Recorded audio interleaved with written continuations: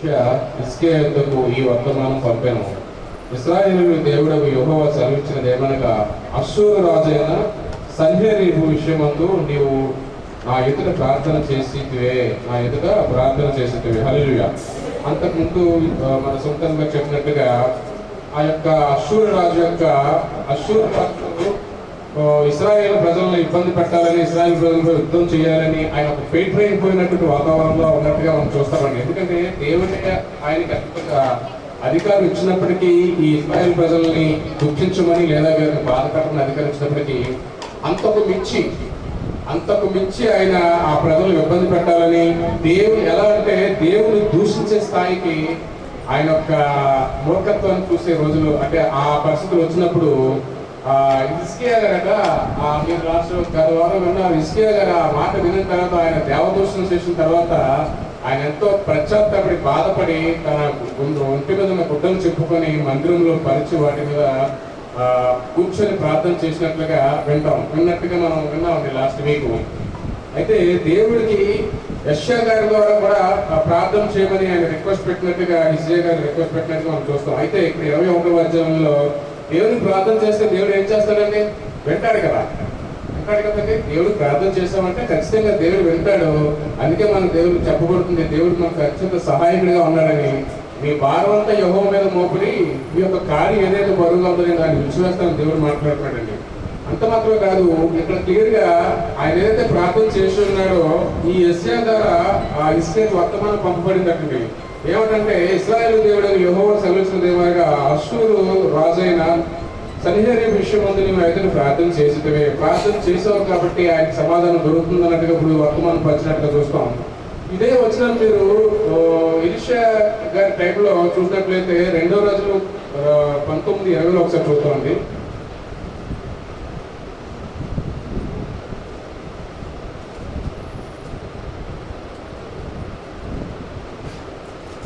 ఆమోజు కుమారులైన యెషయా హిజ్కియా యొద్దకు ఈ వర్తమానము పంపెను.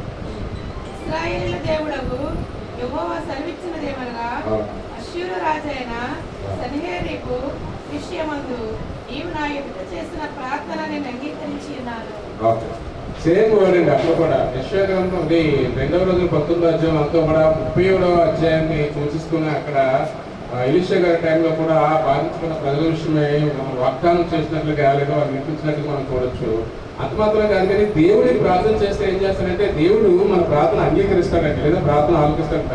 యోబు 22:27 ఒకసారి చూద్దామండి.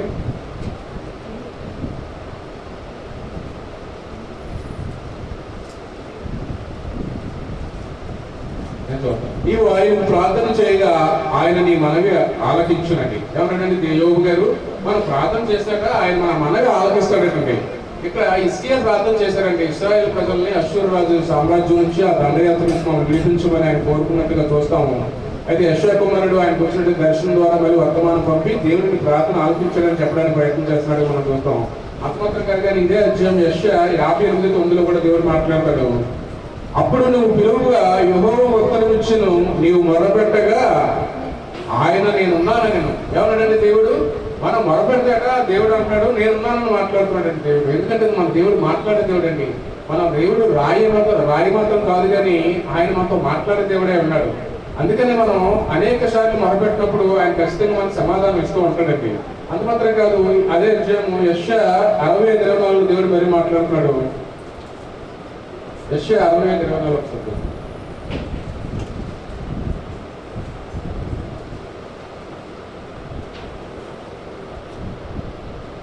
వారు గిలాదు జరుగును, వారు వేడుకొనకు మునుపు నేను ఉత్తరమిచ్చను, వారు మనం చేయుచుండగా నేను ఆలకించను. ఏమంటాడు దేవుడు?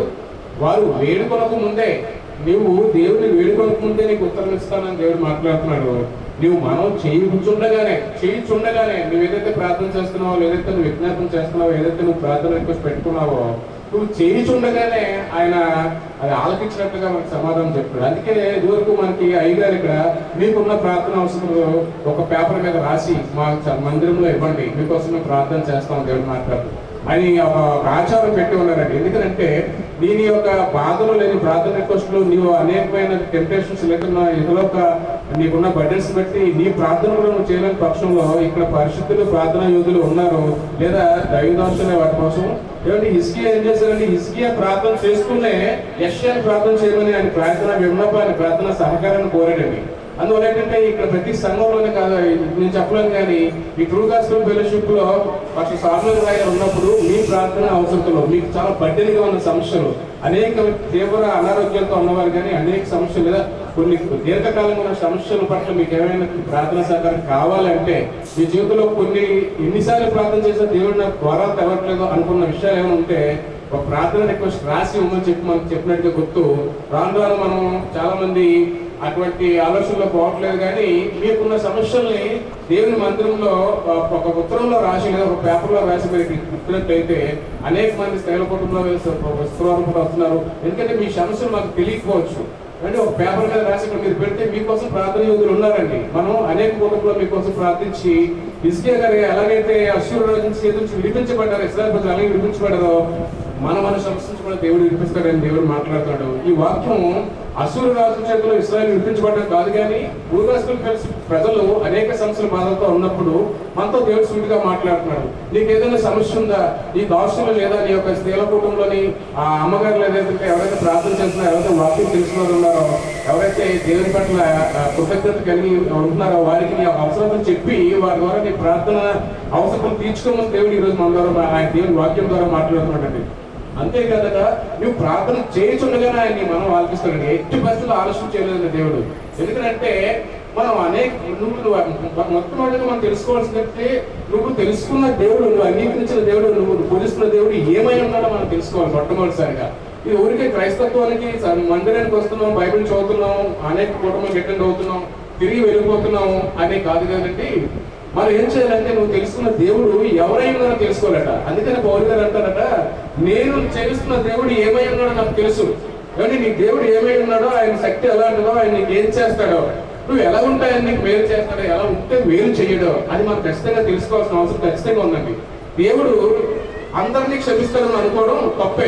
ఎన్నిసార్లు గద్దించిన లోబడిన ప్రజలు ఏం చేస్తాడని మొత్తుతానని చెప్తున్నాడు. ఇశ్రాయేల్ ప్రజలు కూడా అనేక సార్లు, ఇశ్రాయేల్ ప్రజలు అంటే దేవుడు సొంత సొత్తు అండి, ఆయన ఏర్పాటు చేసుకున్న ప్రజలు, ఆయన సొంత కుమారులు మనం చూడొచ్చు. వారినే దేవుడు అష్షూరు ప్రజలకు అప్పగించి వారి యొక్క దండయాత్రకి, వారికి హింసలకి దేవుడు వారి ప్రజలు అప్పగించేశాడు. అందువల్ల ఏంటంటే నీ దేవుడు ఏదై ఉన్నాడో ఏమై ఉన్నాడో ఖచ్చితంగా మనం తెలుసుకోవాలి.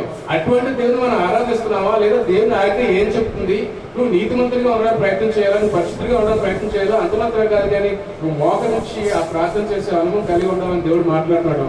అదే పరిస్థితి ఇక్కడ మనం నువ్వు ఏదైతే సేవిస్తున్నావో ఆ దేవుడు ఎవరై ఉన్నారో ఆయన నీకు ఏం చేయగలరో మనం ఖచ్చితంగా తెలుసుకొని ఉండమంటాడు దేవుడు.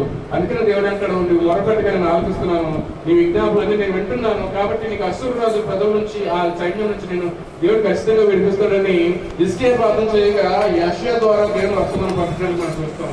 37:2 చూద్దామండి. అతని గురించి యెహోవా సెలవిచ్చినది ఏదనగా, సియోను కుమార్తె అయిన కన్యక నిన్ను దూషణ చేయించినది, ఆమె నిన్ను అపహాస్యం చేయించినది, యెరూషలేము కుమారి నిన్ను చూచి తల ఊచున్నది. అంటే ఏం మాట్లాడుతున్నాడు దేవుడు? అతని గురించి యెహోవా సెలవిచ్చినది ఏమనగా, ఎవరి గురించి అంటే అష్షూరు రాజు ఎవరైతే ఇతని మీద బయటపోతున్నారో, ఈ ప్రజల మీద ఏదైతే ప్రజలు భయభక్తితో గురవుతున్నారో వారి గురించి దేవుడు వర్తమానం చెప్తున్నారు. సియోను కుమారి అయిన కన్యక నిన్ను దూషణ చేయించినది, ఆమె నిన్ను అపహాస్యం చేస్తున్నది, యెరూషలేము కుమారి నిన్ను తల ఉంచుతుంది. ఇక్కడ సియోను కన్యక, యెరూషలేము కుమారిని ఇద్దరు స్త్రీలతో మాట్లాడుతున్నట్టుగా చూస్తాం. ఇక్కడ ఆ స్త్రీలు వేరు, కానీ బైబిల్లో అనేక సందర్భాల్లో ఒక నగరాలను స్త్రీలతో పోల్చినట్టుగా మనం చూస్తాం. సుమారు రమారమి బైబిల్లో 20 సార్లు ఈ సియోను కుమారి, యెరూషలేము కుమార్తె అని మాట్లాడడం మనం గమనిస్తుంటాం. అంటే ఆ యొక్క నగరాలను పరిశుద్ధంగా భావించి దేవుని యొక్క ప్రజలు ఆ ప్రాంతంలో నివసిస్తున్నప్పుడు ఆ నగరాలకు అతి ప్రాముఖ్యతనిచ్చి, సియోను కుమారి నువ్వు బాధపడుతున్నావే, లేదా యెరూషలేము కుమార్తె నువ్వు బాధపడుతున్నావంటే, ఒక రాజు ఒక స్త్రీలను అంటే అతి పోలికగా కలిగినటువంటి యెరూషలేము పట్టణాన్ని బాధిస్తున్నాడంటే, ఒక రాజు పాలనలో ఎలా ఉండాలంటే ప్రజలందరూ సంతోషంగా ఉండాలి. యుద్ధం చేస్తే పాకిస్తాన్, ఇండియా యుద్ధం చేసుకుంటారు తప్ప సైనికులు ప్రజలను ఇబ్బంది పెట్టమని ఏ యుద్ధ నీతిలోనే లేదు. అలా ఏం చేస్తున్నారంటే అష్షూరు రాజు ఇశ్రాయేల్ ప్రజలు అందరినీ నేలమట్టి అంతమందించాలని ప్రయత్నం చేస్తున్నప్పుడు దేవుడు ఏం మాట్లాడుతున్నాడంటే, అష్షూరు రాజుతో సియోను కుమార్తె, మీరు మన ప్రవచనం చూడొచ్చు, జకర్యా అండి, ఇర్మియా ఇర్మియా 14:17.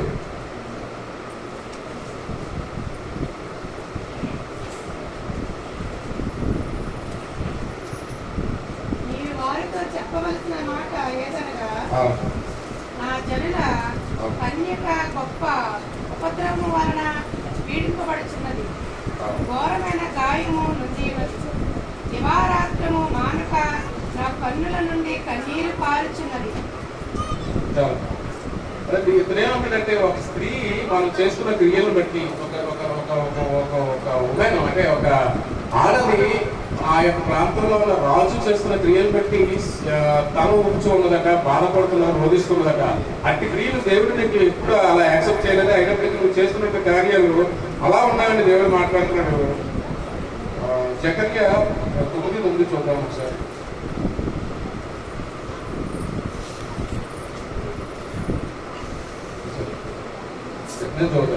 సియోను నివాసులారా బహుగా సంతోషించుడి, యెరూషలేము నివాసులారా ఉల్లాసంగా ఉండడి.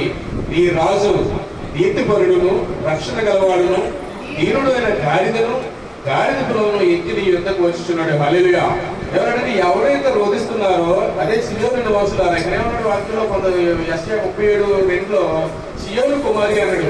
ఎవరైతే సియోను నివాసులారా బహుగా సంతోషించున్నారు. దేవుడు ఏం మాట్లాడుతున్నాడంటే, అశ్షూరు ప్రజలు మిమ్మల్ని బాధపెడుతున్నారేమో, లేదా అశ్షూరు రాజు మీ మీద కాలు గుర్తు యుద్ధానికి వచ్చి మిమ్మల్ని చెరపాలని ప్రయత్నం చేస్తున్నారు, ఆ దేశాన్ని ఆ నగరాన్ని పాడు చేస్తున్నాడేమో. అయితే దేవుడి వాగ్దానం ఎలా ఉంది? సియోను నివాసులారా బహుగా సంతోషించండి, యెరూషలేము నివాసులారా ఉల్లాసంగా ఉండి, ఈ రాజు నీతిపరుడు రక్షణ గలవాడుగా ఉన్నాడు. అంటే దీనుడైన గాడిద పిల్లలను ఎక్కి నిన్ను రక్షించడానికి నీ రాజు అండి. మన ఈ వాక్యం ఈ వర్డ్ ఎక్కువ సార్లు విన్నాం. ఎవరు మన ప్రవీణ్ అన్న గారు చనిపోయినప్పుడు ఆయన నా రాజు అంటారు కదండి. అలాగే నీ రాజట నిన్ను సేవించడానికి, నిన్ను రక్షించడానికి, నిన్ను ఉద్ధరించడానికి ఒక గాడిదను ఎక్కి అత్యంత ధీరంగా నిన్ను కరుణించడానికి వస్తున్నాడట. కాబట్టి సియోను యొక్క ప్రజలు లేదు, సియోను కుమార్తెను యెరూషలేము నగరాన్ని భయపడవద్దని దేవుడు మాట్లాడుతున్నాడు. 37:23 చూద్దామండి. నీవు ఎవరిని తిరస్కరించుతేవి, ఎవరిని దూషించుతేవి, నీవు గర్వించి ఎవరిని భయపెడితేవి, ఇశ్రాయేలు పరిశుద్ధ దేవుడే కదా. అని ఎవరిని భయపడుతున్నాడండి ఈయన? సన్హెరీబు అనే రాజు, అశ్షూరు రాజు ఎవరిని భయపడుతున్నాడంటే ఇశ్రాయేల్ ప్రజలు కాదు. ఇశ్రాయేల్ ప్రజలు ఎవరి సొత్తు? దేవుని సొత్తు. నిన్ను బాధిస్తే దేవుని బాధించినట్టు కదా. క్రైస్తవులుగా మనం ఉన్నప్పుడు మన మీద ఉన్నప్పుడు అనేక మంది అకారణంగా నీ ఇరుగు పొరుగు వారు మనల్ని ప్రతిసారికి సినిమేషన్ బోధిస్తూ అనేక సార్లు మనం గొడవపడుతూ, ఇంట్లో ఉన్నవారు కూడా అసలు సందర్భం లేకుండా, కారణం లేకుండా మిమ్మల్ని హింసించాలని ఒక మాటలతో మిమ్మల్ని బాధపడాలని ప్రయత్నం చేస్తున్నప్పుడు వారు ఏం చేయాలండి? మౌనంగా ఉండాలంట. దేవుడు ఏం చెప్తున్నాడంటే, నీ రాజు ఏమంటే నీ ప్రజలు ఇశ్రాయేల్ చెప్తున్న ఇశ్రాయేల్ ప్రజలకు ఏదైతే దేవుడు సహాయంగా ఉన్నాడో ఈయన నాకు కూడా, అంటే మన స్కూల్ గాస్పెల్ ఫెలోషిప్ లో అనేక మంది ఫ్యామిలీస్ కూడా అనేక సార్లు మనల్ని ఎవరైనా తిరస్కరించినప్పుడు దేవుడు ఏం మాట్లాడుతున్నాడంటే ఆయన చిత్తానికి విడిచిపెట్టమని అడుగుతున్నాడు. అనేక సార్లు మనకు శ్రమ కలుగుతుంది అన్నప్పుడు శ్రమ తర్వాత ఖచ్చితంగా మనం ఆశీర్వాదంలో పడుకుపడుతున్నట్టుగా సూచనగా తీసుకున్నాడు దేవుడు. నీకు శ్రమ లేదా ఒక నింద వస్తుంది అనుకోండి, వెంటనే ఆ నింద నువ్వు అనుభవించి నువ్వు మౌనంగా ఉండి దేవునికి అప్పగిస్తే ఆ నిందను తీసేసి నీకు దేవుడు ఘనతనిస్తానని మాట్లాడాడు. అలాగే ఇశ్రాయేల్ ప్రజలు కూడా ఆ బాధలన్నీ అనుభవించారండి. దేవుడి యొక్క ఉగ్రతలు ఏదైతే అశ్షూరు రాజుల ద్వారా ఆ దండయాత్ర చేసినప్పుడు ఆ ప్రజలు దాన్ని అంగీకరించినప్పుడు వేరే వాళ్ళు పాలు తెలుగు భావించే దేశాల్లో నడిపించినట్టుగా మనం చూస్తాము. మన జీవితంలో కూడా అదే చెప్తున్నాడు. నీకు ఒక శ్రమ, శోధన, నింద వచ్చినప్పుడు మీరు ఏమి మాట్లాడుతూ పోరాటం చేయొద్దు, కానీ ప్రార్థన చేస్తూ ఉండండి. దేవుని యొక్క ప్రార్థన ఆ చేతులకు అప్పగించే సమస్యను అప్పగించిన దేవుడు అంటే మీకు రెట్టింపు ఘనతను దేవుడు ఇస్తారని మాట్లాడండి. ఒకటే సూచనగా మీరు అందరూ గమనించిన సహోదరులారా, నీకు అవమానం జరుగుతుంది ఈ నెలలో, ఈ వారంలో, లేదా నీకు నింద పడిందంటే ఖచ్చితంగా దేవుడి నింపైన నిందను, అవమానం తీసివేసి రెట్టింపు ఘనతను ఇస్తాడు. అది ఒక శుభ సూచనగా మనం గమనించడం వల్ల దేవుడు పరిశుద్ధాన్ని కూడా మాట్లాడుతున్నాడు. అంత మాత్రం కదండి, దేవుడు ఏం మాట్లాడుతున్నాడంటే ఎవరు తిరస్కరించారండి? పొలం ఏం చేశాడండి? ఇశ్రాయేలు ప్రజలు ఐగుప్తు నుంచి విడిపించుకున్నప్పుడు ఎవరు యెహోవా దేవుడు ఎవరు నాకు తెలియదు, నేను వీళ్ళు విడిచిపెట్టను, మీరు మరీ ఎక్కువగా కష్టపెట్టండి, మీరు ఇటుకలు చేయమని చెప్పండి. ఇటుకలు చేయడానికి గడ్డి కూడా ఇవ్వద్దు, గడ్డి ఇవ్వకుండానే ఇటుకలు చేసిన ఇటుకలు తయారు చేయమండి. వీళ్ళంతా సోమరిపోతులు ఏమన్నారు, ఎవరో కనబడిన దేవుడికి బలి అర్పిస్తారని వెళ్తా అంటున్నారు. వీళ్ళు ఇబ్బంది పడిపోతామని మాట్లాడుకుంటున్నాం. నిర్గమాకాండం 5:2 చూద్దాం. ఎవరైతే మనల్ని విశ్వసిస్తున్నామో లేదా ఎవరిని మనం ధృవీకరిస్తున్నామో తెలుసుకోవాలి. దేవుని ధృవీకరించుకోవడం ఏమీ చేయలేమండి. దేవుని యొక్క ఆధారంగా చేసుకొని మనం ముందుకు వెళ్ళాలి తప్ప ఏదైతే అశ్షూరు రాజులు ఉన్నారో వాళ్ళు తిరస్కరించింది ఎవరన్నా కాదు, కానీ దేవుని తిరస్కరిస్తున్నారండి. ఫరో నేను అతని మాట విని ఇశ్రాయేలును పోనిచ్చుటకు యెహోవా ఎవడు? నేను యెహోవాను ఎరుగను. ఇశ్రాయేలును పోనీయను. ఎవరండి ఫరో? యెహోవా ఎవడు?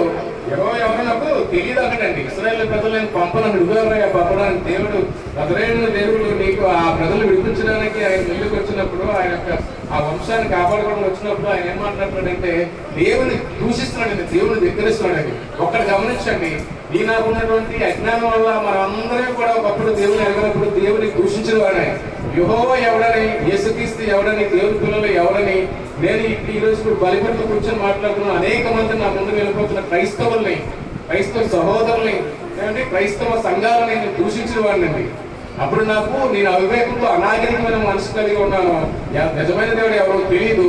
ఈ పదవుల లెక్కలో నేను కూడా ఏం మాట్లాడానంటే ఎవడు యెహోవా, ఎవరి దేవుని ధిక్కరిస్తున్నారండి. ఎవరు ధిక్కరించిన ఎవరంటే ఒక దేశానికి రాజు, అశ్షూరు రాజు దేవుని యొక్క నిబంధనలు లోబడి ఆ ప్రజల్ని ఇబ్బంది పెట్టమంటే ఆయన అంత మితిమీరిపోయి వారికి వ్యతిరేకిపోయి ఎవడు యెహోవా, ఆ దేవుని నమ్ముకుంటున్నావా, నువ్వు ఆ దేవుని నమ్ముకున్న రాజు నీకు నవ్వడుతుందని హిజ్కియాకు ఉత్తరం రాసి ఖచ్చితంగా నువ్వు నమ్ముకున్న దేవుడు నీకు అవమానంగా చేస్తాడు, నేను ఆ దేశాన్ని నాశనం చేస్తాను దేవుడు ఆ హిజ్కియాకు ఉత్తరం రాసి వారిని ఇబ్బంది పెట్టిన అభిషేకం ద్వారా మాటలు పంపించడం మనం చూస్తూ ఉంటాయి. అయితే అట్టి పరిస్థితుల్లో మనం ఉండకూడదని దేవుడు మాట్లాడుతున్నాడు. 37:24 చూద్దాం. ఈ దూతల చేత యెహోవాను తిరస్కరించి నీ విలాపం పలికితివి, నా రథముల సముదాయంతో నేను పర్వత శిఖరములను మీదకి లెబనోను పర్వతములకు ఎక్కించినాను. ఎత్తుగల దేవదారు వృక్షములు శ్రేష్టమైన సర్వ వృక్షములను నరికి వేసి ఉన్నాను. వారి దూరపు సరిహద్దుల్లో ఉన్న సత్రంలోనికి, కర్మేలు పర్వతంలోకి, క్షేత్రంలోనికి, అడవులను ప్రవేశిస్తున్నాను.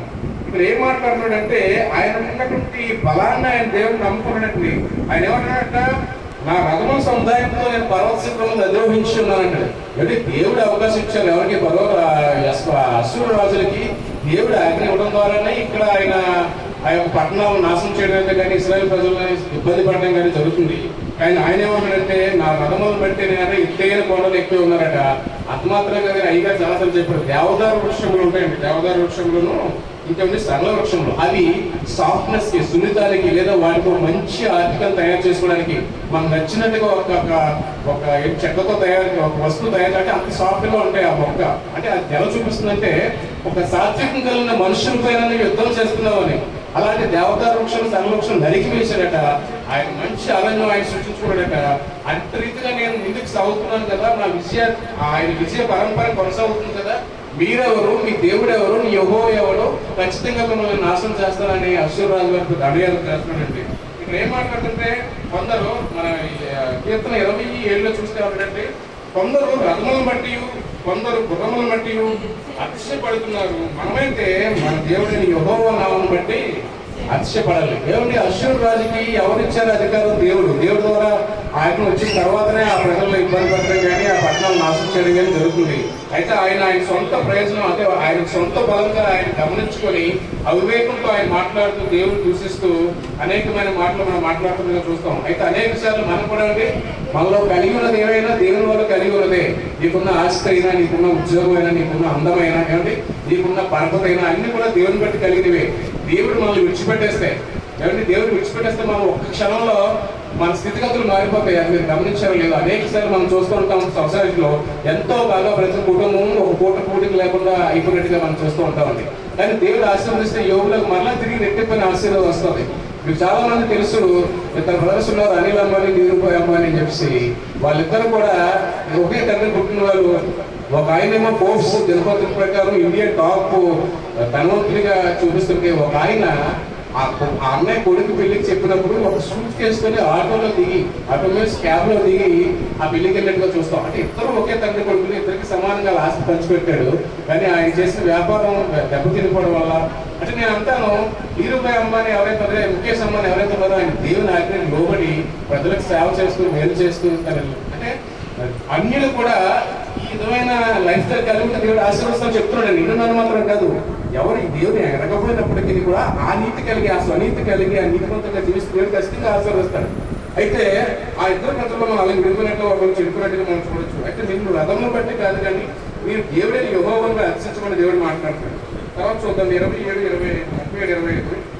నేను త్రవ్వి నీళ్లు పానం చేస్తున్నాను, నా అరికాలు చేత నేను దిట్టమైన స్థలములను నదులన్నింటినీ ఎండిపోజేస్తున్నాను.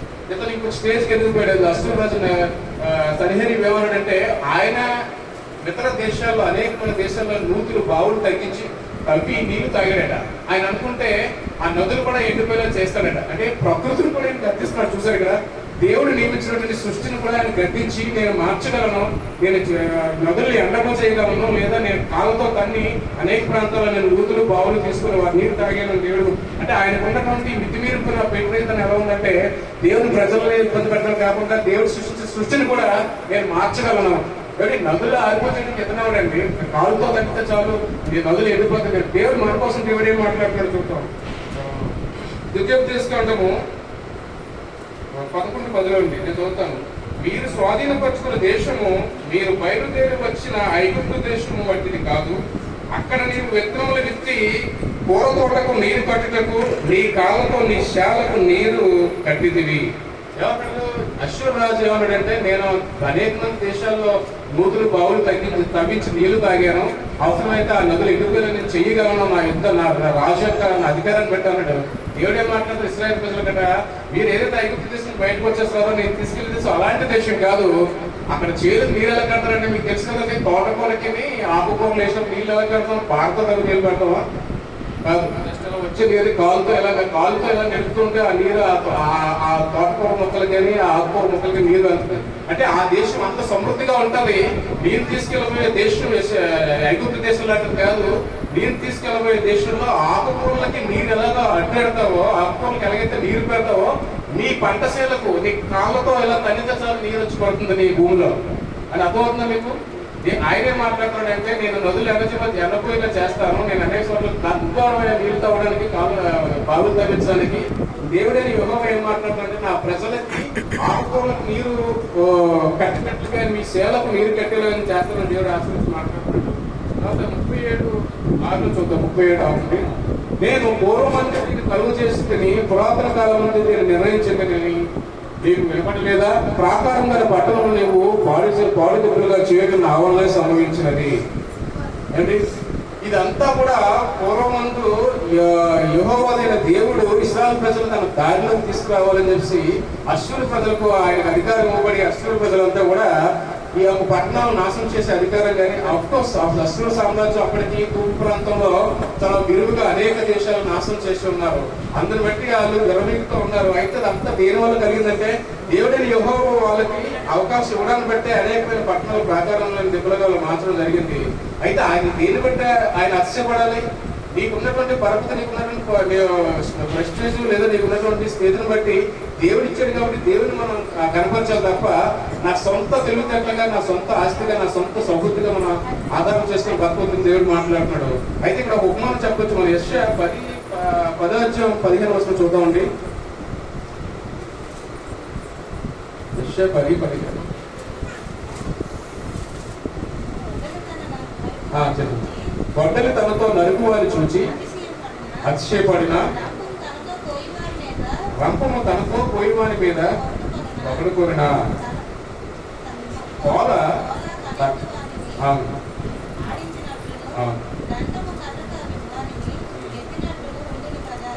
ఏమన్నాడంటే, అశ్షూరు రాజుకి అధికారం ఇచ్చింది యెహోవా దేవుడు. ఇశ్రాయేలు ప్రజలు ఒకసారి మొత్తి వారి ప్రజల్ని ఆ అన్యాచారాలు, అన్య దేవతలతో దేవుని లక్ష్య పెట్టకుండా అనేకమైన క్రమంలో పడిపోతున్నప్పుడు వారికి శాపం తీసుకురావాలని, వారిని గద్దించాలని యెహోవా దేవుడు అశ్షూరు రాజు ద్వారా ప్రేరేపించినప్పుడు ఆయన అనేక దేశాలు నశింపచేసిన అనేక రాజ్యాలు కూల్చాను, నేనైతే మిమ్మల్ని చెట్టు మాత్రమే మిమ్మల్ని నాశనం చేయగలను. అయితే అప్పుడు ఇస్కే ప్రార్థించడం ద్వారా యెషయా ప్రవక్త దేవుడితో మాట్లాడినప్పుడు దేవుడు ఏం మాట్లాడుతున్నాడంటే, ఆ యొక్క ఆయన అహంకారం కనపడుతుంది. నర్హరీబు అనే అశ్షూరు రాజు అహంకారాన్ని, నేను నీకు అన్ని అధికారం ఇచ్చినప్పుడు మాత్రం నువ్వు అన్నింటిలో జయించావు. ఈ రోజు నీకు అధికారం ఇచ్చినప్పుడు దేవుడిని మర్చిపోయి నేనే ఎంత చేసినట్టుగా నువ్వు మాట్లాడుతున్నావు, నీ అధికారం తెచ్చడం నాకు ఎంతో పని కాదని దేవుడు ఏం మాట్లాడుతున్నాడంటే, ఉపమానంగా గొడ్డలు ఏమవుతుందంటే, గొడ్డలి బలమైనదే. గొడ్డలి ఏం చేయగలదు? ఒక మనిషి గొడ్డలు పట్టుకొని నరికితేనే ఎంత పెద్ద చెట్టు నరకగలుగుతుంది. అది గొడ్డలి గొప్పతనం కాదు, ఆ మనిషి సహాయం ఉంటేనే గొడ్డలి మెప్పగలుగుతుంది. ఒక రంపం చెట్లు కోయాలంటే ఒక మనిషి ఎంత మనుషులు పట్టుకొని ఆ చెట్లు కోసుకుంటే ఆ చెట్టు తెగబడింది తప్ప ఇక్కడ రంపమనో గొడ్డలనో గొప్పతనం కాదు. దేవుడు అదే మాట్లాడతాడు, నేను నీకు అధికారం ఇచ్చాను కాబట్టి నువ్వు పట్టణాలు నాశనం చేయగలిగావు తప్ప నీ అధికారం ఇవ్వమంటే నువ్వేమీ చేయలేవు. నేను నీకు ఎలా చేసినప్పుడు మాత్రం నువ్వు ఇశ్రాయేలు ప్రజల్ని కష్టపెట్టావు కాబట్టి ఇక్కడ నువ్వు గొడ్డల్లాగానో లేదా రంపంలాగానో నువ్వు అతిశయపడుతున్న దేవుడు ఆకే కదండి. మనకు కూడా దేవుడు ఏం మాట్లాడుతున్నాడంటే నీకున్నది ఏది కూడా దేవుని యొక్క సంకల్పంలో అయితే మనకు రాలేదు. సో మనం దాన్ని బట్టి అతిశయపడుతున్న దేవుడు మాట్లాడుతున్నాడు. చివరిగా 37 చూద్దాం. కాబట్టి వాటి కాపురస్తులు బలహీనులై జడిసిరి, విశ్రాంతి నుండి పొలంలో గడ్డి వలె ఈ యొక్క ఇదంతా చూసి ఇశ్రాయేలు ప్రజలు ఎలా ఉన్నారంటే బలహీన వైపు జడిసిపోతున్నారట, భయపడిపోతున్నారు. వాళ్ళ పరిస్థితి ఎలా ఉందంటే పొలంలో గడ్డి వేయని కాడవలకు. అనేక సార్లు మన పంటలో పొలం వేసుకున్నప్పుడు దాన్ని సరైన పోషణ చేయకపోతే కావలసిన ఆకులు మొలవ కానీ జస్ట్ కాడలా అలా ఉండిపోతుంటాయి. అనేకసారి మన పంటలు చూసినప్పుడు దాని సరైన పోషణ కానీ రైతు సరిగ్గా చేయలేనప్పుడు లేదా అక్కడ పురుగులు పట్టించినప్పుడు ఆ ఫలించలేవు కానీ ఏదో ఊరికే పనికిమాల కాడలాగా. దాని ఎగ్జాంపుల్ చెప్పాలంటే పెంకిటిల్లి మీద చూసారా నీరు మొలిసి చిన్న చిన్న గడ్డి మొలుస్తూ ఉంటుంది. అది అంతకంటే పెద్దగా మొలక కిందకి వెళ్ళడానికి వేరు సరిపోదు, పైకి వెళ్ళడానికి కింద సపోర్ట్ సరిపోదు. అలాంటి పరిస్థితుల్లో చిగురిటాకు వల్లే ఇశ్రాయేలు ప్రజలు వణుకున్నారంటే అట్టి ప్రజలు ఆ ప్రజలు మీరు బాధపడాలని దేవుడు మాట్లాడుతున్నాడు. 37:28 నీవు కూర్చుండుటకు బయలు వెళ్ళటకు లోపలకు వచ్చటకు నా మీద రంకెలను నాకు తెలిసే ఉన్నది. ఎవరి మీద రంకెలు వేస్తాడండి రాజు? దేవుడి మీద రంకెలు వేస్తాడు. ఎవడా దేవుడు? మీరు నమ్ముకున్న ఇసుకతో మాట్లాడతారు. మీరు నమ్ముకున్న దేవుని బట్టి మీరు మోసపోవద్దు. మీ దేవుడు నేను ఏమి చేయడానికి అవమానపరుస్తాడు. నేను ఖచ్చితంగా దేశాన్ని లేదా పట్టణాలను నాశనం చేస్తాను దేవుడు మాట్లాడుతున్నాడు. అయితే ఏమన్నాడంటే దేవుడు యెషయా ద్వారా అష్షూరు రాజుతో మాట్లాడుతాడు. నీవు కూర్చున్నట్టు బయలు వెళ్ళి లోపలికి వచ్చేవు నా మీద రంకెలు నాకు తెలిసే ఉన్నది. దేవుడు తెలియదు ఏమైనా ఉందండి, అన్ని తెలుస్తుంది. నడకలు నా పడతలు మనం ఎన్నిసార్లు ఎంతమంది మనుషులకి చీకటిగా ఉండి మనం బతుకుతామని చూసినప్పటికీ దేవుడైన యెహోవా ఆయన కన్నులు మనం దూరంగా ఉండలేము. ఆయన నిరంతరం మనం పరివేశిస్తుంటాడు. నువ్వు చేసిన ప్రతి తప్పు, నువ్వు చేసిన ప్రతి లేదా నువ్వు మంచి చేసిన ఖచ్చితంగా దేవుడు నువ్వు చూస్తాడని మాట్లాడుతున్నాడు. అందుకే సామెతల అధ్యాయంలో 15:3 దేవుడు మాట మాట్లాడుతాడండి. 15:3 సామెతలు నేను చూస్తాను. యెహోవా కన్నులు ప్రతి స్థలం మీద ఉండును, చెడ్డవారిని మంచివారిని అవి చూచుచుండును. హల్లెలూయా. అష్షూరు రాజులు మాత్రం కాదు కానీ యెహోవా కన్నులు ప్రతి స్థలం మీద ఉంటాయి. మనం ఏ చీకట్లో ఉన్నా, మనం ఏ వెలుగులో ఉన్నా, అనేక మంది మనం దూషించు మనసులోని నలుగురు మనం వారి పట్ల అసూయ తెలుగున్నప్పుడు కూడా దేవుడు కన్నులట ప్రతి చోట ఉన్నాయట. అవి ఏం చేస్తున్నాయి? చెడ్డవారిని చూస్తున్నాయి, మంచి వారిని కూడా చూస్తున్నాయట. అష్షూరు రాజు కూడా రంకెలు వేస్తాడంటే యేసుక్రీస్తు దేవుడి మీద రంకెలు వేస్తూ ఆ యుద్ధానికి కావాలన్నట్టుగా చూస్తాం. అయితే ఆ రంకెలకి అంచనాస్తాం దేవుడు మాట్లాడుతున్నాడు. చివరిగా 37:29 నా మీద నీవు 1000 రంకెలను నీవు వేసిన కలహము నా చెవులలో జొచ్చెను, నా గాలము నీ ముక్కులకు తగిలించెదను, నా కళ్ళెము నీ నోటిలో పెట్టి నిన్ను మళ్లించెదను, నీవు వచ్చిన మార్గమునే నిన్ను మళ్లించెదను. హల్లెలూయా. ఎవరంటే ఈ అష్షూరు రాజు ఏదైతే ఆ ఉత్తరం పంపించి ఇస్రాయేలు రాజు ద్వారా మీ దేశాన్ని నాశనం చేస్తాను, మీ దేవుడు నీకు సహాయంగా ఉండలేడు, అటువంటి దేవుడిని నమ్ముకున్నందుకు మీరు అవమానపరుస్తారని చెప్పి బయటకి పోయి మాట్లాడుతున్నప్పుడు దేవుడు యెషయా ప్రార్థన ఆలకించి ప్రవక్త యెషయా ద్వారా ఈ రాజుకి సమాధానంగా వర్తమానం పంపినట్టు మనం చూడొచ్చండి. ఈ రంకెలపై చెవుల్లో వచ్చేయండి.